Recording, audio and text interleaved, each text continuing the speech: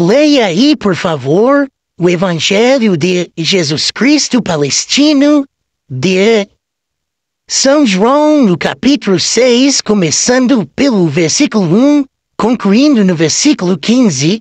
Converse com mais alguém se estiverem juntos aí, e nos encontraremos logo após a vinheta.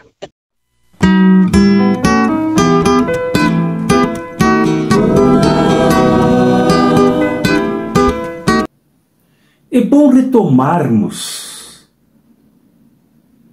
e engancharmos esta reflexão de hoje na reflexão do domingo passado. Lá vimos que Jesus viu a multidão e a avaliou como rebanho sem pastor, ovelhas sem quem cuidasse delas. E teve compaixão da multidão. Lá em São Marcos, em cujo evangelho encontramos a base para a nossa reflexão, Jesus é um Jesus de compaixão que serve a humanidade. É aquele que vem para servir. O serviço é o caminho da salvação. Hoje, em São João, vocês leram aí o episódio da partilha dos pães e dos peixes.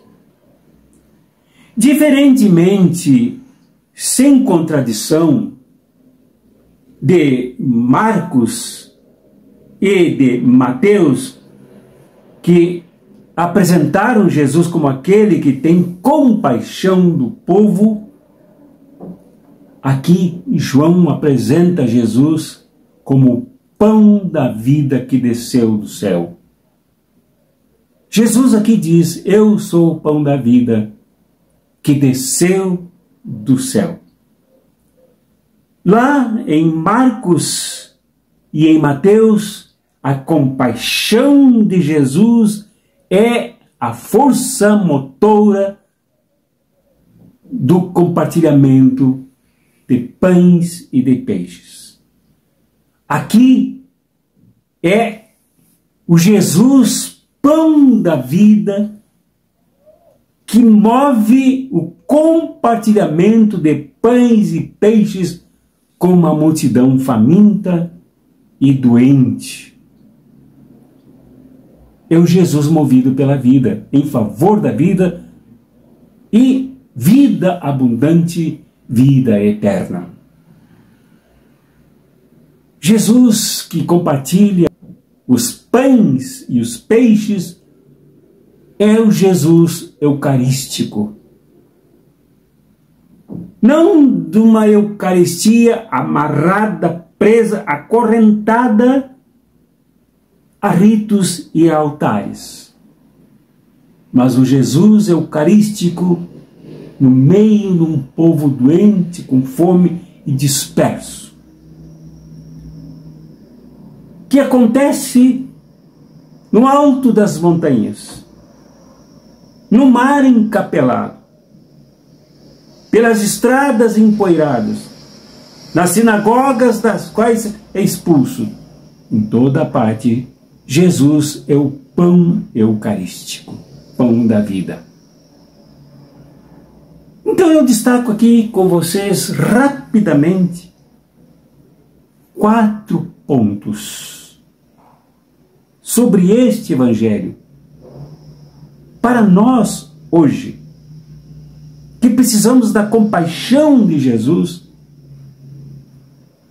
sermos compassivos, nutridos pela compaixão de Jesus, e o quanto a humanidade precisa desta compaixão. As lideranças populares precisam aprender a terem compaixão como Jesus. O povo ser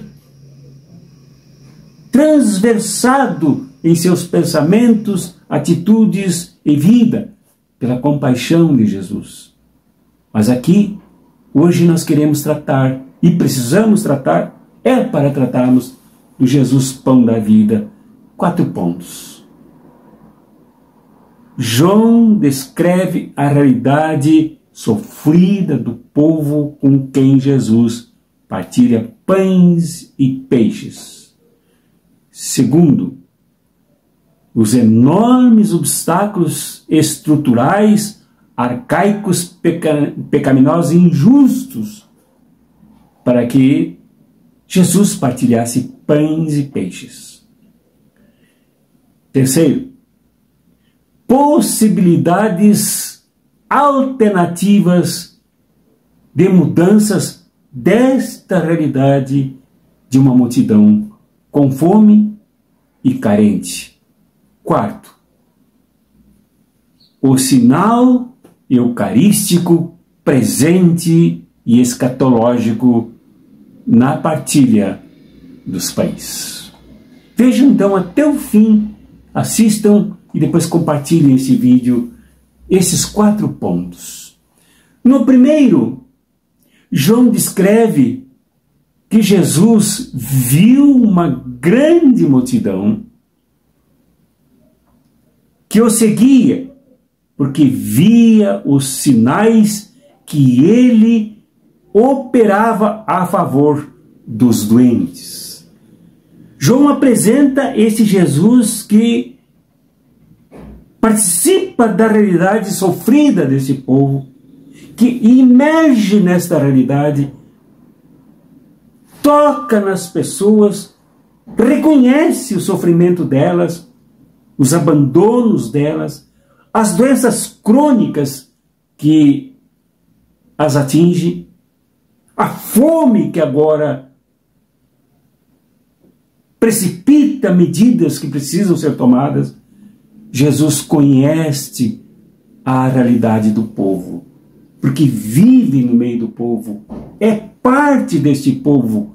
Como diz São João no capítulo 1, este mesmo evangelho aqui, versículo 14, e ele se fez carne, Deus se fez carne e habitou entre nós. Jesus habita no meio do povo como carne do próprio povo, como corpo do próprio povo.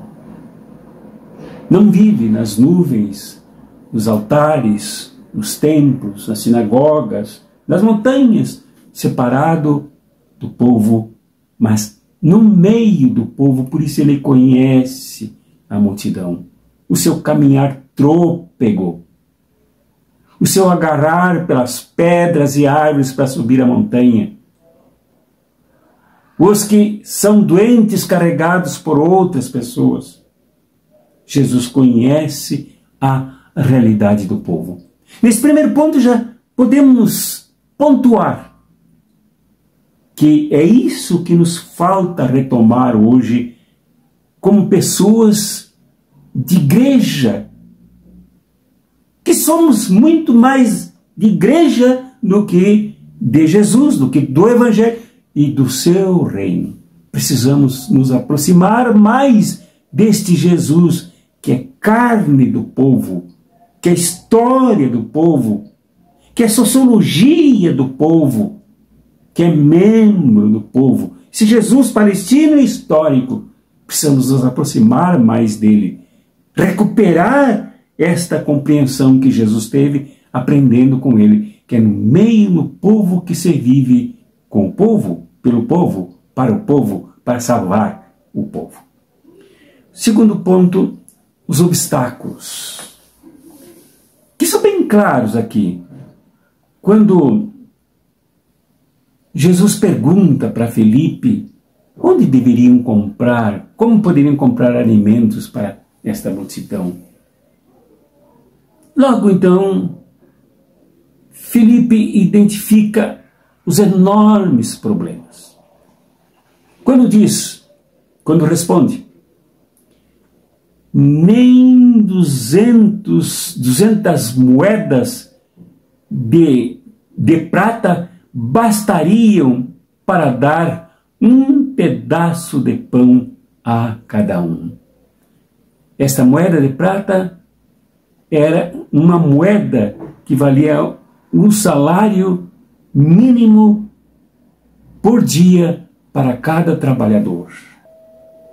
Se vê aqui o quanto as pessoas, os movimentos, até as boas intenções esbarram na escassez de recursos materiais, que nunca se encontram ali onde as multidões, as maiorias, o povo esvaído, despojado, mais precisa. Esses recursos não são disponíveis, porque eles se encontram, por exemplo, aqui, como logo falaremos, no Templo de Jerusalém, na celebração pecaminosa do Templo de Jerusalém, no Templo de Salomão. Lá se concentram as riquezas. Ao lado tem o palácio de Pilatos e o exército que precisam de dinheiro. Lá há muito dinheiro e no cofre do tesouro, no templo, os recursos se acumulam. E aqueles mesmos que são recolhidos em forma de impostos, mas impostos mesmos, à base das armas e das cavalgadas sobre o povo, na marra se arranca do povo, parte ou totalmente os seus recursos. Então é para lá que eles se encontram. Aqui, na hora que precisa compartilhar pães e peixe, alimentar uma multidão faminta, não há recurso para um pedaço de pão sequer para cada pessoa. Se nós atualizarmos isto, nós veremos que há muitos recursos hoje. Veja-se a beleza, entre aspas, das Olimpíadas em Paris. Quanto recurso lá, não falta recurso para exibir os escombros de uma Europa e de um mundo sob um modelo injusto, decadente, afunda. Para a compra de armamento, para a destruição dos pobres por este mundo, os seus países e a devastação dos seus recursos, há muito dinheiro. Trilhões e trilhões de dólares, de euros e de não sei quantas moedas mais. Só não há recursos para aqueles que passam fome, para aqueles que morrem de sede, para aqueles que morrem sob doenças, muitas vezes básicas, que derivam para complicações mais graves, matando o povo. Os obstáculos são grandes. Felipe tem razão. De onde tiraremos tanto dinheiro para comprar pão para esta multidão? E o outro, com conotação mais pecaminosa ainda, mais distorcida ainda, se encontra em Jerusalém. João diz, e não diz por ser antissemita, não diz por ser anti-judeu, porque o movimento cristão começou dentro do judaísmo, queria ser uma corrente do judaísmo, então não há preconceito aqui. Mas ele se refere à festa da Páscoa dos judeus, que está próxima. E nesta festa da Páscoa, quando se celebra, em cujo templo se celebra, com falta de memória do que significou a Páscoa, do que significou a Páscoa como êxodo, o que significou a Páscoa como libertação de um povo faminto, escravo, desagregado, espezinhado ao máximo. Agora, essa Páscoa lá no templo, segundo João, é uma Páscoa pecaminosa, do acúmulo de riquezas, na compra de animais, no enfeite de altares e até mesmo na construção e manutenção daquela monstruosidade do pecado que era o Templo de Jerusalém. Só não há recursos aqui para dar pão para o povo. É bom sempre lembrarmos que há muitos recursos hoje também no nosso mundo, por parte dos monopólios, dos oligopólios, desses grandes blocos que tiram tudo que podem da vida pública, da utilidade pública, do serviço público, que resolveriam profundamente os problemas do povo, para enriquecer uma minoria. No programa Conversa.com Dom, que está aqui, desta quarta-feira passada, eu falei sobre a aliança global contra a fome e a pobreza no mundo. E ali identifiquei, há texto inclusive que escrevi sobre isso, identifiquei o pecado da concentração de renda, de riquezas, de poderio, e nada, quase nada para o povo. Quando se tenta taxar os super ricos, os ministros da Alemanha chegam ao G20 no Rio de Janeiro, que já começou com comissões, com debates, com pesquisas, com plenárias, afirmando que dificilmente a taxação dos super ricos será aprovada no G20. Super ricos não têm dinheiro para projetos populares. Os super ricos não compartilham com aqueles que passam fome e passam necessidade. No quarto e último ponto, João identifica, porque Jesus assim o faz também, Jesus como pão da vida. E antes de São João, desse texto aqui de São João, e depois, principalmente depois, e disso eu tratarei mais detalhadamente na reflexão do próximo domingo, Jesus diz: eu sou o pão da vida descido do céu. E aqui João vê sinais de que esse Jesus é um Jesus, o Jesus eucarístico, o Jesus palestino, o Jesus o Cristo, é eucarístico. Jesus quer mostrar muito mais do que o compartilhamento dos pães e dos peixes, mas a Ele mesmo como esse pão da vida, que desce dos céus, isto é, que emenda céu, terra e universo todo, mas sem que haja doentes, adoecidos por causa da falta de recursos e pessoas com fome, como era o caso que Jesus enfrentava agora no alto desta montanha, deste lado de cá do lago da Galileia. E como e onde estão os sinais de que este Jesus é um Jesus eucarístico? E é bom a gente dizer que Eucaristia quer dizer gratidão, louvor, quer dizer reverência e memória do Jesus que se deu a sua vida. Isto é o sinal de que eu dou a minha vida, derramo meu sangue por todos. Onde João vê isso? Eucaristia é o maior sacramento. Jesus eucarístico é o maior dos sacramentos. E sacramento vem da palavra latina sacramentum, quer significar transparência. E a transparência faz com que, na verdade, o que está por detrás daquilo que ocorre, daquilo que vemos, daquilo que tocamos, daquilo que fazemos, está o maior, o mais justificador de tudo isto, o sustentador de tudo isto. Portanto, se a Eucaristia é transparência, ela transparece, ela deve transparecer o Jesus que é o pão da vida.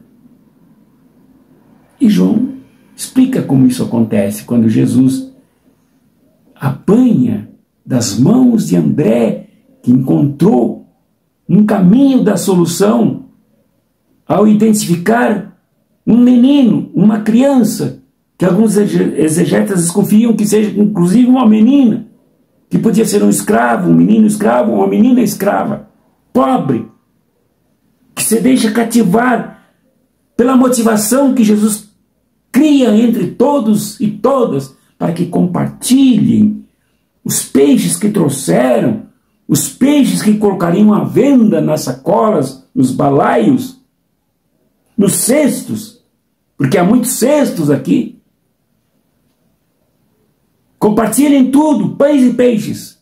Pães cevados, que é o pão mais simples feitos para os pobres, e os peixes pescados em abundância ali no lago da Galileia fossem colocados à disposição de todos, porque lá André, o querido André, encontrou este menino com 5 pães e 2 peixes. A partir dali se dá o milagre da multiplicação, o milagre do compartilhamento. Hoje os estudos mostram que não houve multiplicação, mas compartilhamento do que já existia e que precisava ser destravado na consciência do povo, de que todos compartilhando com todos, todos teriam com sobra, com abundância, como ocorreu aqui. E João diz, Jesus tomou os pães e deu graças. Este é um ato eucarístico. Tomou os pães, da mesma forma como ele fez quando celebrou a última ceia. Com seus discípulos, ele tomou o pão e deu graças. Jesus agora tomou o pão não num altar, não num cenáculo, não num templo de consumidores espirituais, mas Jesus toma o pão e dá graças, porque o pão da vida, para alimentar a vida que todos merecem ter, uma vida plena, completa, saciada, ao ponto de deixarem sobras para serem compartilhadas com o mundo. 12 cestos significa universalmente. Por isso, dar graças. Por isso, o dom da graça.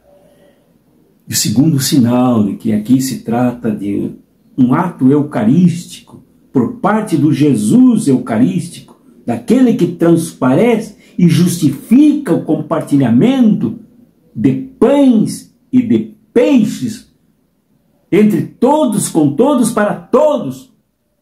Logo depois de dar graças, distribuiu-os aos que estavam sentados, tanto quanto queriam, e fez o mesmo com os peixes. Sinal eucarístico do ato milagroso de tocar no mais íntimo da sensibilidade desta multidão, das pessoas que compunham esta multidão, para que repartissem pães e peixes. É explícito esse sinal eucarístico. Como sinal do Messias que vem trazer o reino, e o reino é farto para todos e para todas. Porque o reino não permite a injustiça. Como disse São Mateus, no capítulo 6, versículo 33, buscai em primeiro lugar o reino de Deus. Ele diz lá dos céus, o reino de Deus e a sua justiça, e as demais coisas serão acrescentadas. Aqui está o sinal do reino de Deus, com todos sentados. Mandou a multidão se sentar. Havia muita relva, se sentar na grama, com dignidade, com a postura de quem participa do banquete messiânico daquele que é a Eucaristia central de todos os atos de compartilhamento, com justiça, para que ninguém adoeça, ninguém morra de fome.